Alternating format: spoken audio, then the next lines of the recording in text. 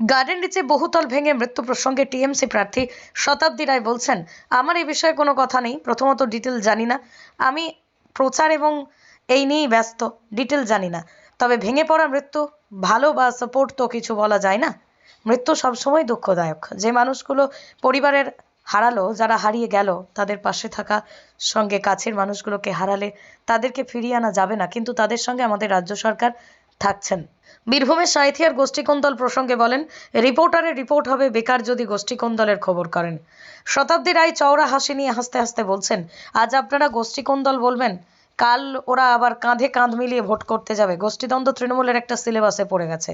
Election আসলে সবাই আবার একসাথে মিলে ভোট করে। প্রথমত ডিটেলস আমি জানি না, মানে আমি এই প্রচার টোচারে নিয়ে এত ব্যস্ত, ডিটেলস জানি না। কিন্তু ভেঙে পড়া মৃত্যু কখনোই মানে ভালো বা তার সাপোর্টে কিছু বলা যায় না। মৃত্যু সবসময় দুঃখের, এবং যে মানুষগুলো, পরিবার যে মানুষগুলোকে হারালো, তাদের পাশে থাকা, তাদের সঙ্গে মানে তাদের তো মানুষগুলোকে ফিরিয়ে আনা যাবে না, কিন্তু তাদের সঙ্গে আমাদের রাজ্য সরকার কতটা আছে, কি আছে দেখবে। অধীর চৌধুরী সরাসরি মেয়রের গ্রেপ্তারি দাবি করছেন।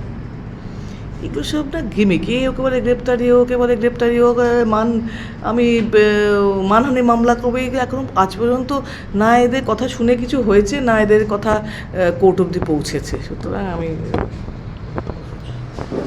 কর্মসূচি নিয়ে প্রোগ্রাম, মানে কর্মসূচি নিয়ে বৈঠক, যে দলে কোন কোন কর্মসূচি করা যাবে, কী করা যাবে, সেই কর্মসূচি নিয়ে আলোচনা। প্রার্থী তো ছিলেন, হ্যাঁ প্রার্থীরা ছিলেন। হ্যাঁ, কোনো রূপরেখা দিলেন প্রচারে? কোর কমিটি ঠিক করলো। হ্যাঁ, সেটাই। প্রার্থীরা তো আলাদা কেউ নয়, প্রার্থীরা দলেরই প্রার্থী না, তারা আলাদা করে কোনো রূপরেখা দেয়। কোর কমিটি যা সিদ্ধান্ত নিচ্ছে সেই সিদ্ধান্তটাকেই মান্যতা দিয়েছে।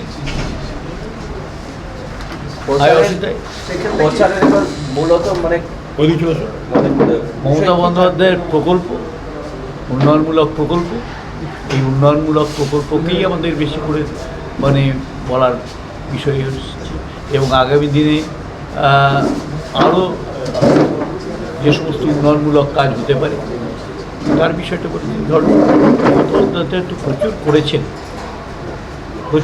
তৃণমূল কংগ্রেসের গোষ্ঠীদ্বন্দ্ব আজকে সর্বত্রই হচ্ছে। সে মুরারের ডুমুর গ্রাম হোক, কিংবা সাঁইথিয়ার মাঠপলসা থেকে আরম্ভ করে রাজগ্রাম থেকে রাজনগর, আর লোকপুর সে থেকে গাজীগ্রাম, আমডোল, সর্বত্রই আজকে তৃণমূলের গোষ্ঠীকন্দল। আর এই গোষ্ঠীকন্দলের মূল কারণ হচ্ছে কাটমানির ভাগ নিয়ে তৃণমূলের গোষ্ঠীকন্দল চলছে। কে কম খাবে, কে বেশি খাবে, কে পাচ্ছে আর কে পাচ্ছে না, এই লড়াই। তৃণমূল এই লড়াইয়েই শেষ হয়ে যাবে আগামী যে লোকসভা নির্বাচন আসছে 13 মে। সেই 13 মে তৃণমূলের বিসর্জনের দিন। আমরা শুধু অপেক্ষা করছি তৃণমূল বিসর্জন হতে কত সময় লাগবে।